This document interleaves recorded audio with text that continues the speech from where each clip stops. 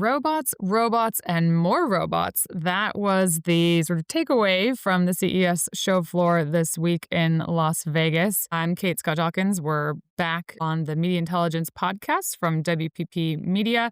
We're going to dig into all of the trends and things I saw in Vegas this week at the Consumer Electronics Show, plus unpack the biggest stories in media and marketing and why they matter for brands. I'm joined today by Jeff Foster and Nidhi Shah. I guess you guys probably didn't see as many boxing robots as I did this week. It was pretty fantastic. Yeah, I saw some of the videos and was reading some of the articles coming in. But yeah, I'd love to hear your take. It's one thing to read about it and see it online, but another thing to probably experience it in person. It was a pretty fundamental difference from last year to this year. Last year, TCL's little IME robot, like this cutesy sort of rolling egg, I guess is the best way I can describe it. It was kind of a big deal, right? It was one of the first really robot-y looking things that was on the show floor. This year, they were absolutely everywhere. So many different companies had robots. Cloyd had a big display demonstrating its proposed ability to be able to cook a family meal and fold and sort laundry, and watched a little bit of the demo. It was packed. Like you couldn't actually, every time I walked through with a group of clients, you couldn't get to the front of the space where you could actually see Cloyd's. I was watching the sizzle reel up top. And there were some really interesting things. They made a big point of talking about memory, like, oh, I'll remember how you like that cooked next time. Obviously, with large language models, and as we transition into large language models and robotics, the context window is so important. And it's something that they made sure to mention specifically about this memory, right? And then the other thing I really took away from that one was they show the dad in this fictional story leaving his keys on the couch, and the robot Cloyd goes over and says, oh, I bet I'll be rewarded if I put these by the front door so that he can find them more easily tomorrow, which was such an overt way of calling out the ways that we're going to need to think about reinforcement learning and rewards for these robots if we're going to have them in our homes. Buddy, it's almost like it's like training a pet, almost reward based. Yeah. There was a little bit of pet tech. I would say not as much new as there was last year. It was a bigger deal last year when we were still coming off the boom of all the post-COVID pets, but it didn't feel like as much of a thing. This year, there was a lot around personal health, lots of smart toilets was the other thing, analyzing all kinds of, bodily health metrics, and especially for more like residential care home situations where you're monitoring a bunch of people and it's helpful to diagnose and see signals early. So lots around signals and capturing those. Yeah, it was a really good show, though. We'll talk about some other pieces that we looked at throughout, but there was a lot, especially as we were talking around robots and labor. LG talked about aiming for the zero labor home, which is, I guess, a great segue into the jobs report we got this morning, too, in the US, which was a bit under expectations, right? Yeah, I think it came in about 50,000, and unemployment ticked up to about 4.4%. I think it was down though, right? That's lower than So yeah, yeah, yeah, it was down to correct. 4.4%. Yeah. So fewer job additions, but actually better news on the unemployment number. There's plenty of nuance in that, right? Are people just not looking at the moment, and so they're not in that unemployment number? But yeah, it's always interesting when we're looking at what's going to happen next with the Fed in the US specifically. European inflation came down to 2%. So I guess, Nidhi, are we headed for a nice soft-ish landing? Very well hope so. It's been a bit of a mixed picture. Europe is such a big region where some countries are above and some countries below. UK, for example, inflation is expected to increase this year, but not as the peaks we've seen in historical years. I think we're thereabouts, but definitely a lot more slowed down in terms of business and also retail as well. Yeah, retail was another component of the floor, although I would say, again, maybe not as prevalent as previous years. One of the places where obviously there are already a lot of robotics being used today is on factory floors and in fulfillment centers like Amazon's and Walmart and that kind of stuff. Because it's the Consumer Electronics Show, you don't get a lot of that industrial application. But I thought, well, was interesting when we talk about where this stuff is going to scale first. Yes, they have all these sort of laundry folding robots and domestic robots, but a lot of the use cases they had on the floor were for hotels, say, right? You have a lot of standardization. Every room looks the same. You have a lot of staff. And so some of it was pushing that sort of ability to go to a linen closet, pull out the needed linens, and then, maybe help service the rooms. Yeah, it's that you get the headlines and the consumer applications that are showy and imagine this in your home, but really I think much like in commerce and fulfillment, we're going to get some of those more industrial and B2B applications first. And did you see anything interesting or innovations on the TV side, or have we sort of reached like peak televisions for large screens and, like resolution? It was all about the micro RGB. That is Okay. the buzzword for this year. So these are backlit micro LED, so even smaller than mini LEDs with red, green, and blue. And so it's supposed to give you truer color, blacker blacks, and then they're layering AI on top of that so that it can analyze the scene and then, decide which of those, RGBs to turn on and how bright and everything else. But the displays, I think, in front of, say, TCL had like a 163-inch micro RGB TV, and Wow. it is pretty impressive standing there. And was it super thin as well? Super thin, Yeah. yeah. LG was calling them wallpaper TVs. Yeah, and you could definitely. I would have preferred to have watched the Miami Ole Miss game on that rather than at the airport bar, but that's okay. Great game. It was a great game. It was a great game. Yeah, I think the other thing that's some interesting, TCL had a massive space as usual. Panasonic had a big space. TCL, Samsung had quite a limited presence there, but you did have other manufacturers like Dream or Dreamy, where they had a huge amount of real estate in both the Las Vegas Convention Center and the Venetian, which I can't even quite comprehend the marketing investment to bring this kind of lesser known brand into the US and start to get that awareness and recognition. Lots of companies with robot vacuums still. It's like the easiest use case. But you can see as they're also showing, we have, automotive displays, Yeah. plus home appliances, plus eyewear, like smart glasses, plus. And so you can see them trying to build these systems. And for LG, which is a seller of advertising, that's really interesting to us as we're working again on this advertising intelligence framework and how all those data points might be pulled together to offer that more proactive and personalized advertising of the future that we're expecting to see. Nidhi, do you have any smart home tech in your, because you've just moved into a new house recently?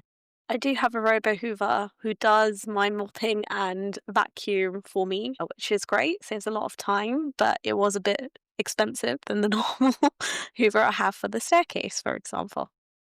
Yeah. But you can imagine, these things being connected, lots of cameras on display too, right? Sees the delivery driver at the front gate, notifies you on the TV while you're watching TV, suggests something else, or right, like these proactive and predictive messages if all that tech is connected, right? But how many people do we know are going to decide they're a, LG household versus a Fire household versus a Samsung household, right? So it's going to be really interesting to see whether the hardware is the ultimate sort of connective tissue or whether the models are the connective tissue and it just matters that you're a Gemini home and Gemini works with everything. It's fascinating being there and just trying to see how these things are going to evolve over the coming years.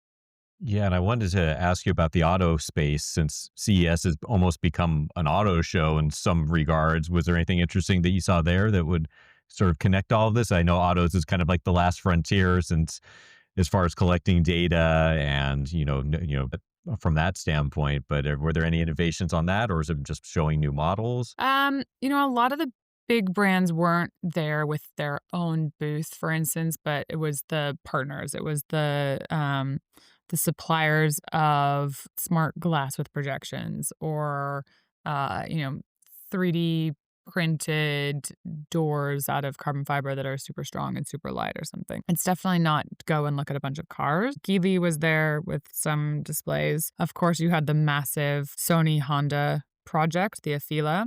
And actually, Afila, they took over the lanyards branding this year from I think it was Panasonic last year, but the Fila brand was on the lanyards, so that was interesting. I always like to note who's spending in that regard too. So we talk about blurring lines in our work all the time between, is it if it's a video podcast, is it audio or video or newspapers? If it's from the New York Times, where does it sit? It felt a bit like that. So you had, a lot of mobility screens and tech and displays that were in the central hall, which is where all the TVs and the gaming are.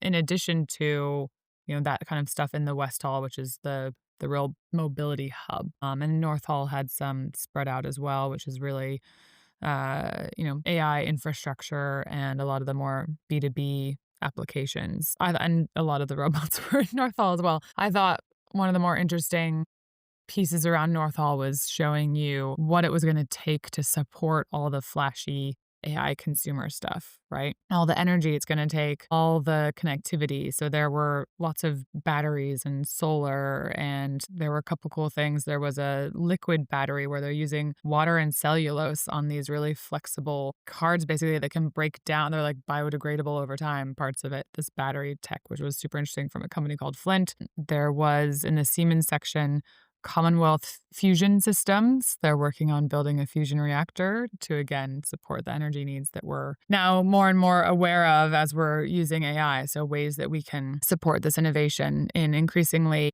hopefully, sustainable and cleaner ways as well. So that was something I made sure to take clients to go see. Interesting. So of everything that you saw, what do you think is the closest to being in our homes? I mean, a lot of the Venetian stuff.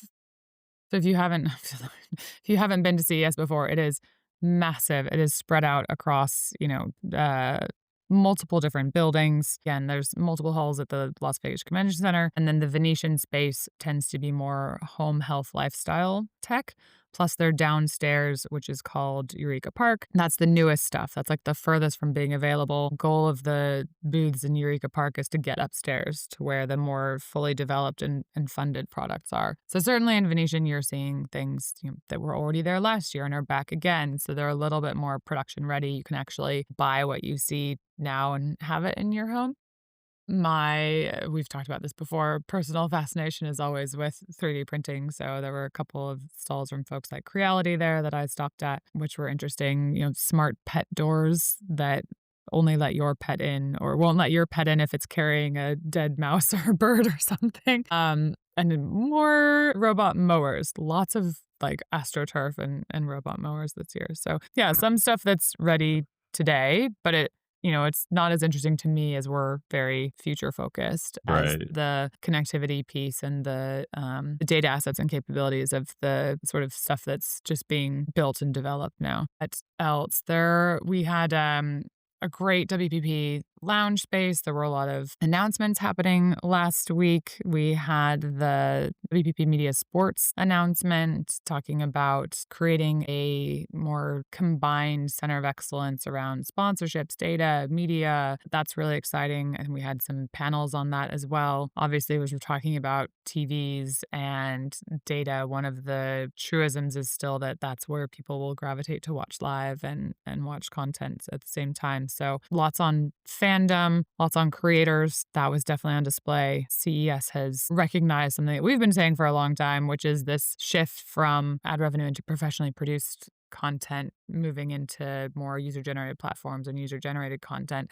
There was a huge creator space in the middle of Central Hall where they were making room for people to have blogs and like shoot themselves at CES, talking to people, interviews. It was a much bigger area and focus than it has been in prior years. So this idea of fan generated content and fandom being a larger piece of things is definitely also tied to that the sports evolution as well. Were there any other interesting, panels or discussions on media partnerships and data partnerships that I have to say I was mostly running tours, so I did not physically make it to any of the keynotes. I personally had some good meetings with our partners, but nothing that was in the panels, I'm afraid. Yeah, it's too hard to do everything there, obviously.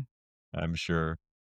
What about you guys? I know we were looking at our top 25 global advertisers over the last week of an estimate, but then we're going to be looking at it again as we get to earnings in the next couple of weeks and checking all the full year 2025 numbers. Yeah, I mean, it still surprises me the concentration of the top 25 media owners, like, just accounting for under 75% of the total advertising industry. And then just analyzing the kind of jumps with another European name coming up into the ranks, MFE, after, the major stake in ProSiebenSat.1, that, there are only two media owners in that top 25 list, with JC being the second media owner just below MFE. So a lot of the media owner landscape still being US and China-based companies. Jeff, what else did you take away from the list and looking at that evolution of our top 25? Yeah, it was pretty similar to what Nidhi said. It's just, when you see it spelled out on one page, it's just when you see the concentration representing nearly 75%, it's just fascinating just to see that all in one place. And then I think about when you're looking at this upcoming year, which is 2026, which is still weird to say, and thinking about all the consolidations, which we mentioned in TYNY, and what impacts that could have on this list and what it will look like in 2026. It's interesting. Obviously, we don't know how this will all play out. We can kind of speculate, depending on how some of these bigger media mergers and acquisitions go. We could see some changes in this upcoming year. Yeah, I'm interested. So, Xiaomi, we've talked about before as having joined our list, Chinese manufacturer of phones and laptops and now automobiles, electric cars. They do not have a presence at CES, but I am wondering as they push more and more into that space and the blending of media, AI, and consumer tech, if that becomes something they start to do in future years, would be really interesting. And then ByteDance as well. We've had a couple of conversations about that deal in the US. Looks like it's Yes. closer and closer to being finalized, but there are tensions in that as well still, right? So you have, yes, maybe advertisers feeling a bit more secure in partnerships that are longer duration if that gets quote unquote settled. At the same time, you have more and more countries around the world looking at Australia's model, where on December 10th, they rolled out the ban for social media for minors under the age of 16. We're hearing a lot about other markets looking at that as a potential model and doing something similar. We had more than 12% growth for social and other digital in 2025. We are projecting a pretty marked deceleration. High single digit still growth for social and other digital in 2026, but we'll see what that looks like and whether we're being a little bit too conservative in that estimate as we go through the year. It'll also be interesting with 2026 to see how, if new advertising monetization comes about, especially with some of the largest media owners within this table, the Googles and Metas, and how that develops and what impact that has if we see some more ad revenue coming about. Yeah. I mean, there were tons of smart glasses on display as well. I mean, Meta was one of the first Yeah. real production at scale in market with their Ray-Bans. Solor Luxottica's display at CES last year in 2025, maker of Ray-Bans, huge, at a huge space in the Venetian. This year it was really pared back, and you had other companies like Rokid, Xreal, Even Realities, TCL had glasses. Like there were so many different glasses providers on the floor. I think we're in this space of proliferation at the moment. All the let a thousand flowers bloom. There are projector companies making glasses because that's basically the technology within the smart glasses, display glasses. So we're going to see, I think, this year a lot of options come to market.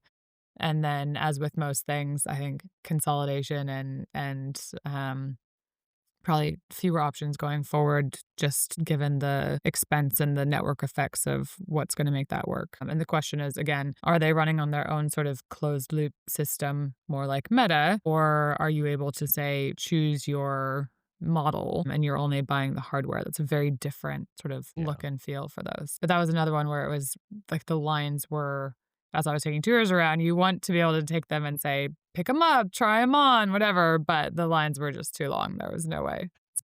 But it was pretty busy. And just from a purely anecdotal standpoint, I'm definitely seeing more of the Meta Ray-Bans out in the public, especially here in New York. It's interesting once you kind of know what to look for. You do see them a little bit Do you see them with the lights on? Because the light's on supposed to come occasion. on when you're recording. When Yeah. you're recording, yeah, I've seen that a few times where it caught me off guard, and then I figured out pretty quickly what it was. Yeah, interesting. Yeah, it was a great week. Like it's always really nice to spend that much time with clients and get inspired at the start of the year for the kinds of things companies are talking about that we might see, the kinds of things companies might be advertising soon, because we're going to then check that on their advertising spend. So, yeah, really, really interesting. So, what kinds of things what's the first pod for us for the year?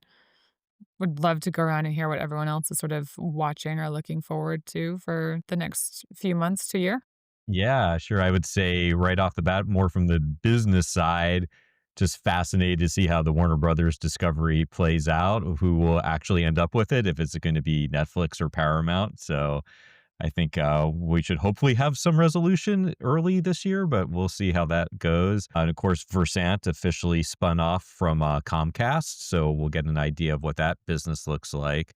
And then the final thing on the business side, we should have a new Disney CEO supposedly early in 2026. Be interesting to get a take on what that's looking like. And then from the sports standpoint, it's going to be a fun sports year. With the big cyclical events, we have Winter Olympics, which are, geez, what, about 4 weeks away or so? They're coming up fast.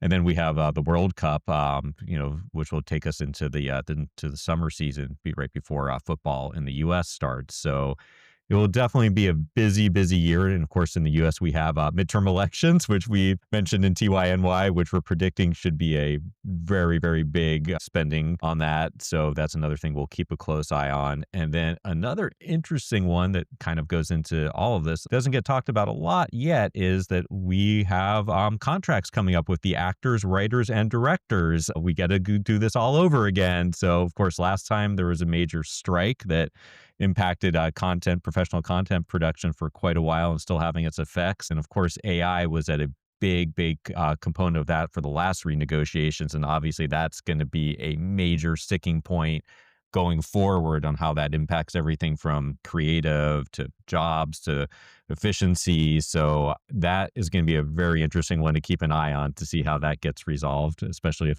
the studios take a hard line or what Yeah. their thoughts are on that one.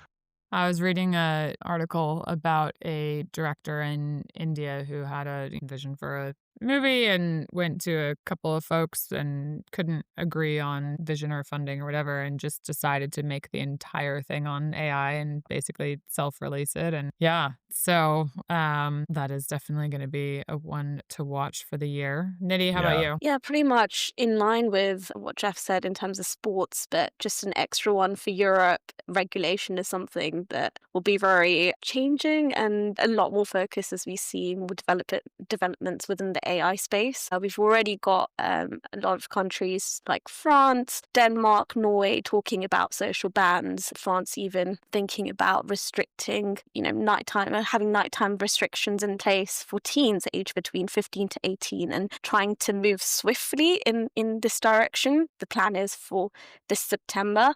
I know the EU Parliament as well proposed votes for a social ban as well. So a lot to be considering in this space. I think also fascinating to see, well, not fascinating, but something keeping a close eye on is, all these risks are inherent in kind of the social media place, the social media platforms.